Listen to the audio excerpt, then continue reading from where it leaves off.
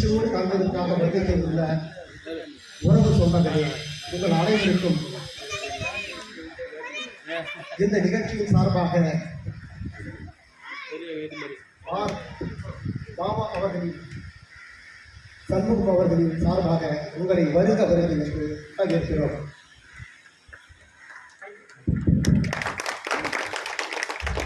மனித வாழ்க்கையில் ஒரு அரசு பணி என்பது ஒரு குடும்பத்திற்கு மகத்தான மறக்க முடியாத ஒரு பணி என்று கூறுவார்கள்.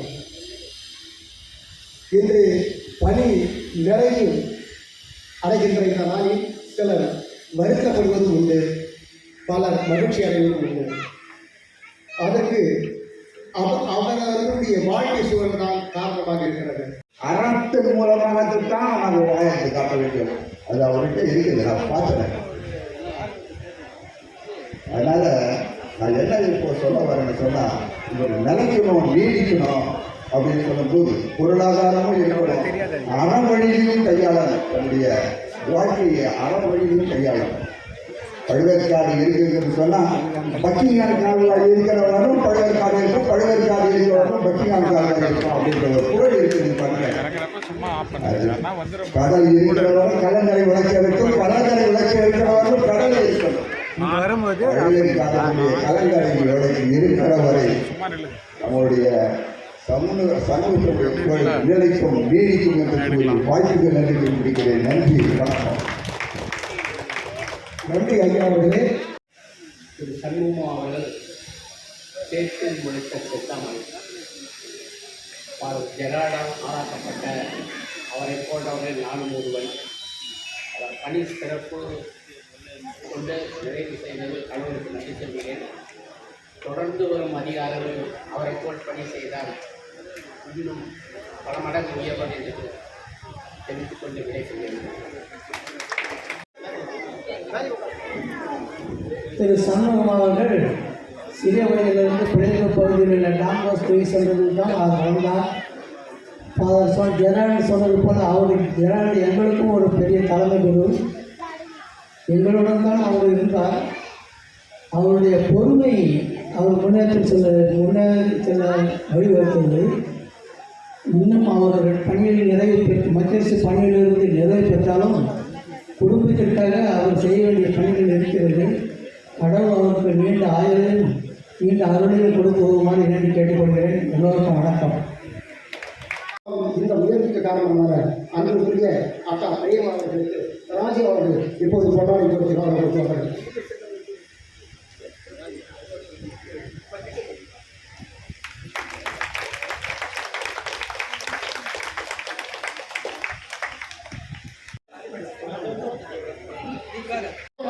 அது சிறிய உதவி என்று நமது பார்வைக்கு தெரிந்தாலும் கூட அந்த மிக ஒரு வழிகாட்டுதலாக ஜெரால்டு ஃபாதர் இருந்தால் இன்றைக்கும் அவருடைய பணத்தை வழங்கிவிட்டு தான் அவர் வெளியே வருகிறார் என்கிற பொழுது என்னுடைய உலகெல்லாம் சிரித்து போகிறது.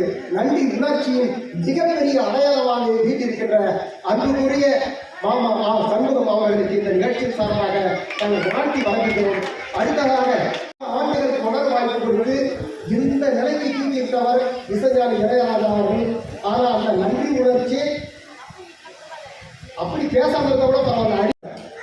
அடக்கம் அமர்வதும் உயிர்க்கும் அடங்காமல் ஆறில் உயிர்த்து விடுகின்ற திருவள்ளுவர் சொல்லியிருக்கிறார்கள். அந்த குரலுக்கு மிக எடுத்துக்காட்டாக வாழ்கின்ற உண்மையான ஒரு மனிதர் தான் அன்புக்குரிய சண்முகம் அவர்கள். ஆகிய அவர் திருக்குறளை தினதோறும் படிச்சுட்டு வேலைக்கு போகிறதா சொல்லுவாங்க, மனைவி கூட சொல்லுவாங்க.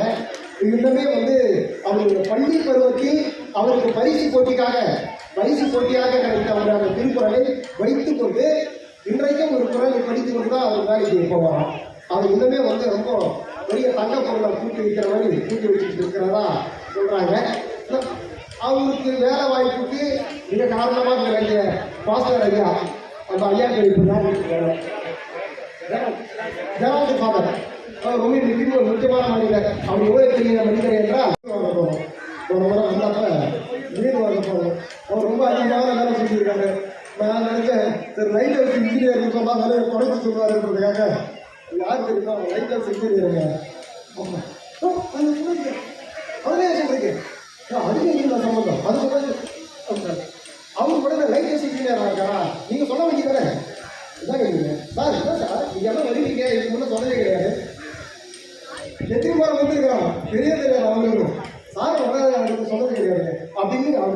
அங்கிருந்து அழைச்சிட்டு போயிட்டு உள்ள எல்லா மீனையும் பார்க்க வச்சு அவருக்கு பிடிச்ச மீனை வாங்கிட்டு வர அளவுக்கு ரொம்ப ஒத்துழைப்பு கொடுத்தாங்க. அது சொன்ன பிறகு காட்டிய மரியாதையே தனி. ஆக மரியாதை தெரிந்தால் மரியாதைக்கு மரியாதை கிடைக்கிறது, அதாவது பதவிக்கு மரியாதை கிடைக்கிறது என்று தெரிந்தால் நம்ம ஊர் பெரிய மனிதர்கள் எப்படியெல்லாம் நடந்து கொள்வார்கள் என்பது உங்களுக்கு சொல்ல தெரிய வேண்டியதில்லை. அதை அடிக்கடி பயன்படுத்துவார்கள். ஆனால் தன் பதவிக்கு மரியாதை கிடைக்கிறது என்று தெரிந்து கொண்டு அந்த பதவியை மறைத்து வாழ்கின்ற ஒரு மாமனிதர் தான் அன்புக்குரிய மாமா ஆர் சண்முகம் அவர்கள். அதனை நான் வேறு கண்டேன். அத்தகைய ஒரு அழகமான எது முக்கியமோ அதை பணியாற்றி கொண்டு இருக்கின்றார்கள். எனக்கு நீண்ட காலம் அவர் தொடர்பில்லை. சமீபத்தில் தான் பக்கத்தில் வள்ளலார் சரணாலயத்தில் நாம் ஐயாவுடைய தொண்டு செய்து கொண்டு வருகிறோம். அவர் என்னை பார்த்தார், நான் அவரை பார்த்தேன். அவர் பேசியதில் ரொம்ப நான் சொன்னேன், அன்பு என்றால் அவரிடம் பார்க்கலாம், பணி என்றால் அவரிடம் பார்க்கலாம்.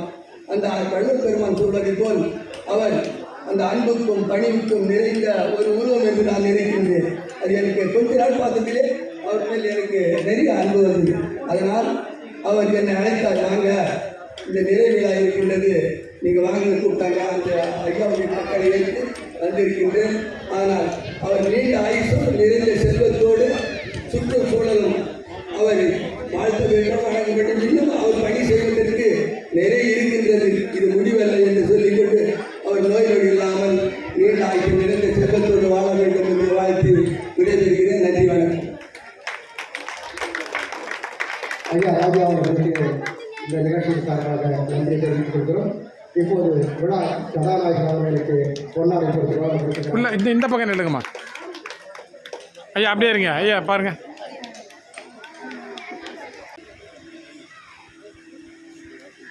அருள் பெருஞ்சோதி தனி பெரும் கருணை அருள் பெருஞ்சோதி அன்பெனும் பிடியிலாக படுமலையே அன்பெனும் குடிபுகும் அரசே அன்பெனும் மலைக்குள் படும் பரம்பொருளே அன்பெனும் நீரொலி அமுதே அன்பே உருவாக வந்த பரமசிவமே. ஐயா அவர்களுக்கு 35வது ஆண்டு நிறைவு விழா நடைபெற்றுக் கொண்டிருப்பதால் ஐயா அவர்களை மரியாதை செய்ய இருப்பதால் ஐயாவுடைய துணைவியார் மேடைக்கு வருமாறு அன்புடன் அழைக்கின்றோம். திரு ஆர் படகு சண்முகம் மாமா அவர்கள் மிகவும் அடக்கமானவர். நாங்கள் இந்த சண்முகம் அவர்கள் திருவந்தோம் டொன்போஸ்கோ வாலிபர் மன்றத்தில் நாங்கள் சிறு வயதிலிருந்து அவரை நன்றாக தெரியவில்லை. அவர் மிகவும் எளிமையானவர். அவர் 35 ஆண்டுகள் பணிபுரிந்து ஓய்வு பெற்றது. அவருடைய குடும்பம் நீண்ட நெடுநாள் வாழ வேண்டும் வாழ்த்துகிறேன். நன்றி, வணக்கம். கடமை, கண்ணியம், கட்டுப்பாடு அது அத்தனையும் இந்த இடத்தில் இருக்கிறது என்று கேட்டுக்கொண்டு அவர் வாழ்த்துகிறேன். நன்றி. நன்றி ஆர் படகு அவர்களுக்கு. சந்திக்கின்றேன். எனக்கு வேண்டிய நண்பர் கவிஞர் ரவிதாசன் அவர்கள் தான். அவர் மாமனார்கள் ஓய்வு பெறுகிறார்கள், நீங்கள் வர வேண்டும் என்று கேட்டுக்கொண்டார்கள். நானும் விருப்பப்பட்டு வருகிறேன் என்று சொன்னேன். வந்தவுடன் பேருந்தில் ஏறி இறங்குற நேரத்தில் ஒரு சிரித்த முகத்துடன், நான் அவரை பார்த்ததில்லை, அவர் என்னை பார்த்ததில்லை, ஓடோடி வந்து கை கொடுத்து என்னை வரவேற்ற விதம் நான் மெய்சிலிருந்து போனேன். அப்படிப்பட்ட ஒரு நல்ல பண்பாளர் இந்திய நாடு பெற்றிருக்கிறது. நமது தமிழ்நாட்டு மக்களுக்கு சேவை செய்கின்ற ஒரு நல்ல மனப்பான்மையுடன் செயலாற்றி கொண்டிருக்கின்ற அவருக்கு என்னுடைய பாராட்டுகளையும் வாழ்த்துக்களையும் தெரிவித்து, ரவிதாசன் இந்த நிகழ்வுக்கு பங்கெடுக்க கொடுத்தமைக்காக அவருக்கு என்னுடைய வாழ்த்துக்களையும் நன்றியை தெரிவித்து விடைபெறுகின்றேன். நன்றி, வணக்கம். இருக்கின்றார்கள். அவர் மிகவும் எளிமையின் தோற்றம், மிக சிறப்பான முறையிலே பணியாற்றியதினால் அவர்களுக்கு இந்த அளவுக்கு பாராட்டுகள் கிடைக்கின்றது. இவரை அனைவரும் அதையும் நம்ம வச்சு முதல் தடவை விடுதலை வாங்கிக் கொண்டு நான் நன்றாக பார்த்துட்டேன். அப்போது நான் முதல் முறையாக ஒரு ரேடியோ ஒன்று வாங்கினேன். Free band radio. அந்த ரேடியோ கேரளா தான் என்னுடைய முதல் அப்பாயின்மெண்ட்டு. Alappuzha light house. அங்கே தான் எனக்கு முதல் தடவையாக எனக்கு அரசாங்கம் உத்தரவு கொடுத்தாங்க, நீங்கள் அங்கே போய் தான் நீங்கள் டியூட்டி செய்யணும் அப்படின்னாங்க. அப்போ அந்த போயிட்டு 6 மாதம் பொறுத்ததுக்கு என்னுடைய முதல் சம்பளத்தில் நான் வாங்கின ஒரு பொருள் என்னென்னா அது ரேடியோ, 3 பேண்ட் ரேடியோ. அது எனக்கு ரொம்ப உதவியாக இருந்தது. அந்த ரேடியோ வைத்துக்கொண்டு நான் என்னுடைய இரவு டியூட்டி தனியாக தான் நான் செய்ய வேண்டியது இருக்கும். அந்த கூடுதல் நான் எப்பயுமே பெற்றோர் கூட அக்கா தம்பியோட தம்பிகளோட இருந்ததுனால தனியாக இருக்கணும்னா எனக்கு ரொம்ப கஷ்டமாக இருந்தது. அப்போ அந்த ரேடியோ எனக்கு ரொம்ப உதவியாக இருந்தது. சரி, நான் என்ன பண்ண ஒரு நாள் லீவில் அந்த ரேடியோ எடுத்துக்கிட்டு நான் வீட்டுக்கு வந்துட்டேன். வீட்டுக்கு வந்ததுக்கப்புறமா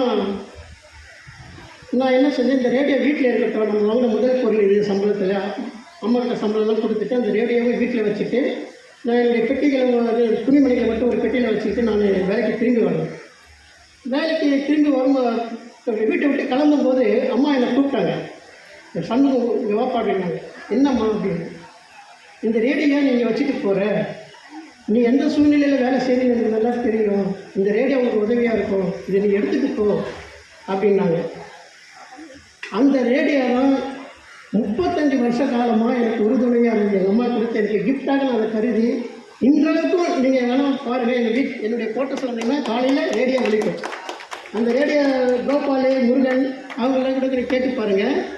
அந்த ரேடியோ இன்றைக்கும் நல்லா பாடும்.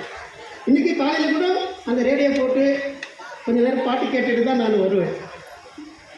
அது பார்க்க அந்த ரேடியோ பார்க்கும்போது எனக்கு அம்மா கூட இருக்கிற மாதிரி இருக்கணும். ஆனால் எப்படி யூகித்தான்னு தெரியல. தன் மகனை தனித்தனியாக ஊரெல்லாம் அனுப்புவாங்க, அங்கெல்லாம் இங்கே எப்படி பணி செய்ய போகிறான், இந்த ரேடியோவை இங்கே கொடுத்துட்டு போயிட்டோன்னா அவன் தனியாக இருப்பானேன்னு கருதி அந்த ரேடியோவை எனக்கு எடுத்துகிட்டு போகிறான் அப்படின்னு சொன்னாங்க அம்மா. சரிம்மா, நான் எடுத்துகிட்டு வந்தேன். இன்றைக்கும் எனக்கு என்னுடைய தாய் மாதிரி அந்த ரேடியோ எனக்கு உறுதுணையாக இருக்கிறது.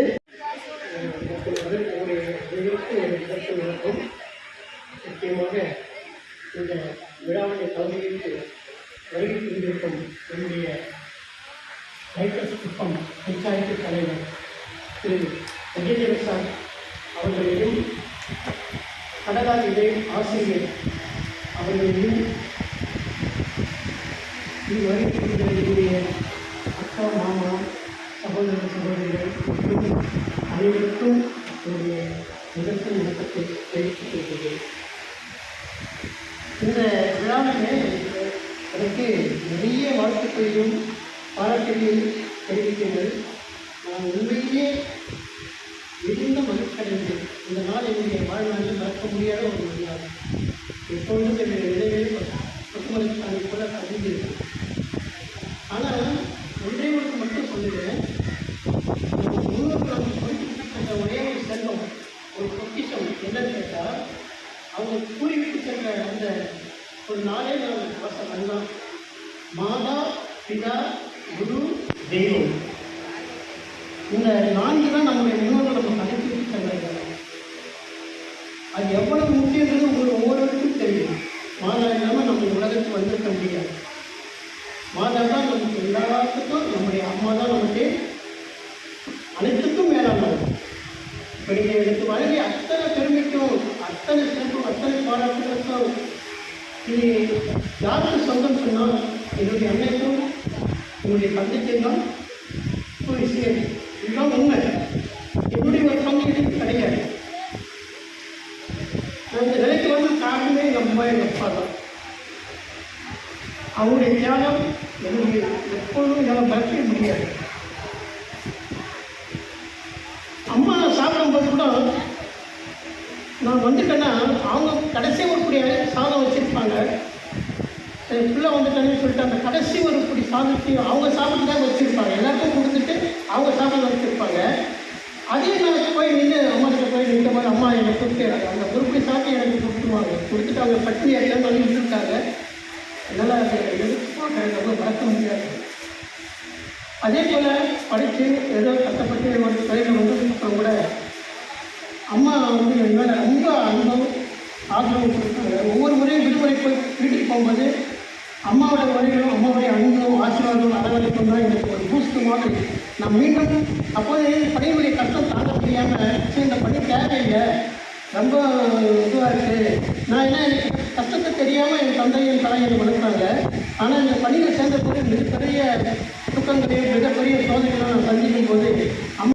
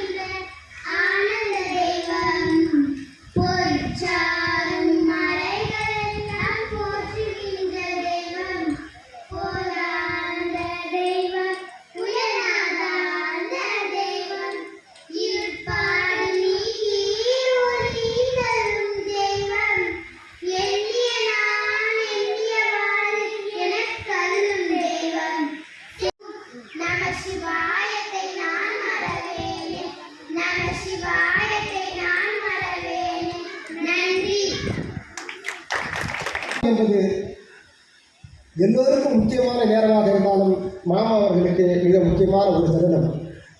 அவர் உங்களின் சார்பாக, இறைவனுடைய சார்பாக அவருடைய இந்த ஓய்வு காலத்தை மிக நல்ல முறையில் அவர் பயன்படுத்திக் கொள்வார் என்று நம்புகிறோம். ஓய்வு என்பது ஒரு புத்தகத்தை வாசித்துவிட்டு அடுத்த புத்தகத்திற்கு பயணப்படும் போது ஏற்படுகின்ற அந்த இடைவெளி தான் எனக்கு ஓய்வு என்றார் பாபா சாஹிப் அம்பேத்கர் அவர்கள்.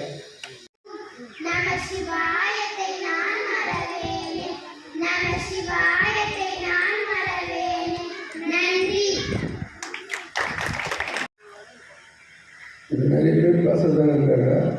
ஆனால் நம்ம சுருக்கமாக பேசுகிறாங்க. இந்த நினைவு விழாவுக்கு வந்திருக்கும் அத்தனை நண்பர்களுக்கும் தாய்மார்களுக்கும் ஃபெடரேஷன் சமூகத்தின் சார்பாக நன்றி கலந்த வரவேற்பை தெரிவித்துக் கொள்கிறேன். சந்தோஷ் சார் நான் வந்து என் வீட்டுக்கு பார்க்குறேன்.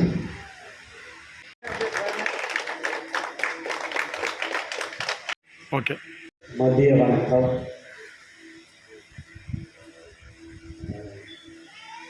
நாங்கள் கடந்த மாதம் இங்கே வந்திருந்தோம். நான் நிறைய முறை கேள்விப்பட்டிருக்கிறேன் ஐயா சண்முகம் அவர்களை பற்றி. ஒரு குருவானவர் இருந்த மாதர் ஜெரால்ட், அவர் எனக்கும் நல்ல உறவோடும் நட்போடும் இருந்தவர். அவருக்கும் நல்ல உறவும் நட்போட இருந்த ஒரு குருவானவர். அந்த குருவானவரோடு இருந்தவர்கள் எல்லோருமே அவர் வழியே தொடர்வாங்க. புரிய நினைக்கிறேன். ஒரு மான், ஒரு கிளை மான். அந்த மான் வந்து ஒரு அழகான மலைப்பகுதி, காடு, இயற்கையான ஒரு பகுதியில் அந்த மான் இருக்குது. அந்த மான் வந்து ரொம்ப மகிழ்ச்சியாக இருக்குது, ரொம்ப சந்தோஷமாக இருக்குது. ஏன்னா அதனுடைய கிளைகள் வந்து அதுக்கு ரொம்ப பிடிச்சிருக்குது. கிளையாக இருக்கிற மான். அந்த மான் ஒரு நாள் தன்னை முழுமையாக ரசிக்கணும் அப்படின்ட்டு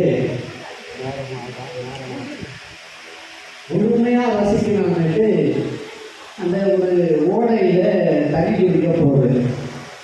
தண்ணி குடித்து அந்த தண்ணி வந்து ஒரே அலைகளாகவே இருக்கிறதுனால தண்ணி முழுமையாக புறம் ஒன்று பேசுவார் வேண்டும். பெருமை பெருமிழந்து புகழ் பேச வேண்டும், பொய்மை பேசாதிருக்க வேண்டும். பொருளினை பிடித்தொழுக வேண்டும், அதமானர்கள் பிரியாதிருக்க வேண்டும். மருது பெண்ணாசை மறக்கவே வேண்டும், உனை மறவாதிருக்க வேண்டும். மதி வேண்டும், நின் கல்வி நிதி வேண்டும், நோயற்ற வாழ்வை நான் வாழ வேண்டும். தர்மமிகு சென்னையில் கந்த தோட்டத்தில் வளர் தலமுழங்கும் கந்தவேனே, தலமுழங்கும் கந்தவேனே. அனைவருக்கும் இனிய காலை வணக்கம்.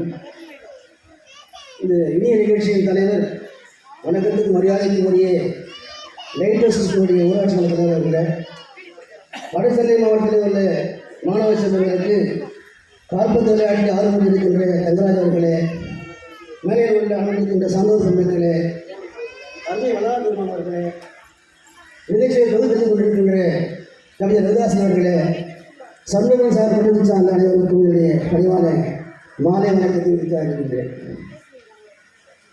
விதியே மத்தியால் வெள்ளலான்னு சொல்கிறாங்க. நிச்சயமாக விதியை வெல்ல முடியாது. ஏன்னா விதித்தல் 60 வயசு தான் பறிமுறுப்புன்னு 60 வயசு விதிப்படி போய் தான் ஆகும். எல்லா பாடம் விதிப்படி தான் நடக்குது. நம்முடைய கலைமாமணி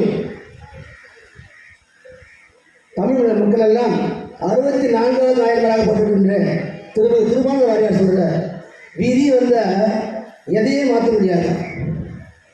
நரி வகுத்த பலையிலே சிங்கம் அழுழிடும், சித்தரும்பால் ஏழை சாகும், வரி வகுத்த உடல்முடியை புழுவம் கொள்ளும், வருங்கால உணர்வோரும் மயங்கி நிற்பார். கீழ் மேலாம் மேல் கீழா விதி வகுத்த போது நன்றி. தலைவிதியை மாற்ற முடியாது, அரசாங்க விதியை மாற்ற முடியாது.